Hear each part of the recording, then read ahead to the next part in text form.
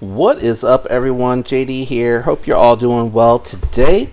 Today I'm excited because I have another huge mail call over here for you. Not as big as last week for sure, but I definitely got some stuff here that came in for the week that I wanted to show to everyone so you can get an idea what's coming up on the channel that you can be on the lookout for. Alright, so the first thing, I picked up a budget knife that I've seen quite a few reviews on.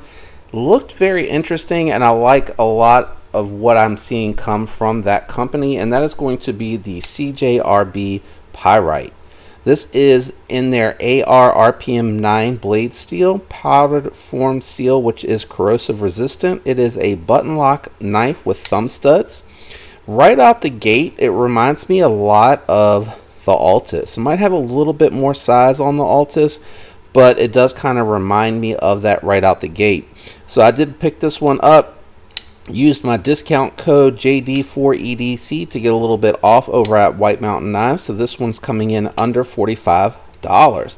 So this will be coming up for a future review, so be on the lookout for that particular one. I'm going to move through these a little bit quicker because, again, with this just being a mail call, I don't want to dive too much into all of this. I want to kind of save the content for the channel. Alright, so next up, I picked up a Asher Knives. This one here is used coming in off the secondary market, and I've already been in here to look at it because I wanted to make sure everything was in order with it, and it was. Awesome to see that. I got the full titanium Spiro, and they did add the Civivi titanium milled pocket clip here as well. S35VN, thumb hole only. And seems pretty smooth out the gate. A little tight access for the thumb hole, but really nice for the reverse flick. And the finishes on here seem pretty nice. So this one's going to have its own review coming up on the channel in the not too distant future. But right out the gate, it's a nice little EDC. Kind of reminds me a little bit of the Pyrite that we just had out here. So cool little knife. That'll be coming to the channel soon. So make sure you're subscribed so that you don't miss this content. Next up, two knives from my brother Dave. Thank you, my man, for sending these along. I'm really excited to take a look at these, carry them, and handle them. So thank you so much for sending them along. If you're interested, check out Sad2Dave on YouTube and on Instagram. He is on both. I enjoy all his content. I don't want to make it sound like one's better than the other. I really do like his approach with his vlog, for lack of a better way to describe it. So first, let me dive into what he sent over. This is going to be the Strider .75 AR. I think I looked it up really quick to take a look at it because I'm not as familiar with Strider knives. I know what I know from Dave, honestly, about them and what he has said about the knives when he's talked about them on his channel. This one here has a hollow ground S35VN drop point with a swedge. Really quite large for as small looking as it is. It's so tall that it actually fills out the hand quite nicely, so I can kind of see why he owns this or wanted to check it out and get it in his inventory. It has a nice pineapple frag to it, frame lock side, looks like it's been black washed even though it's more of a bronze color, and really interesting knife. It's very smooth even though it's not fall shut, and I haven't taken it apart, but I am assuming that means that it is on washers, and I don't know. Hardware looks like it might be proprietary. I'm not 100% sure as far as the pivot hardware. Looks like star nut fasteners everywhere else. So nice little, I don't know what you would call this. It looks like it's stone washed on top of the satin finish, but it does look really good. I like it. Really cool blade. Thank you, Dave, again for sending this over for me to check out. There will be content to follow on the Strider .75 or 75 AR. I'm not sure, or is it 3/4? I think it's just .75. Other knife in here is going to be a Spyderco that Dave sent along for me to check out, and I'm really glad that he did because I've really been interested in checking this one out, but at the price point I couldn't justify it versus other things that I have in my inventory. So I'm grateful that while he has it, he's given me the opportunity to check that out, and that is going to be the stovepipe from Spyderco. Really interesting design. This one here is CPM 20CV. It is made in their Taichung, Taiwan plant. And here you can see the designer logo on there, but I don't want to mess up the name, so I am not going to really try to pronounce that. Beautiful stonewash finish on it.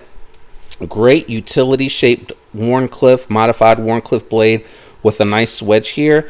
A lot smaller than what I was expecting this to be. I was expecting it to be just a little bit larger, especially after seeing Dave handle it, but it still fits in the hand comfortably. Is that kind of crazy? It's a smaller knife, but the ergos on it, or the layout for your hands on it, I won't say the ergos are the best, I'll save that for the review, but the fact that they've designed this so that you can fit a large hand on it and it has a good utility shape to it is very interesting. Now, this is not necessarily comfortable to pull for straps, but it does fit and it does work in a pinch. So the full review for this one will be coming to the channel later. If you're interested, again, make sure you're subscribed so that you and that you have your alerts set to all so that you get notifications when those come out. Now, the last knife that came in this week is a Grail, something I've been chasing for a while to try to get, because they're hard to get, but also I wasn't quite sure which variant I wanted to pick up.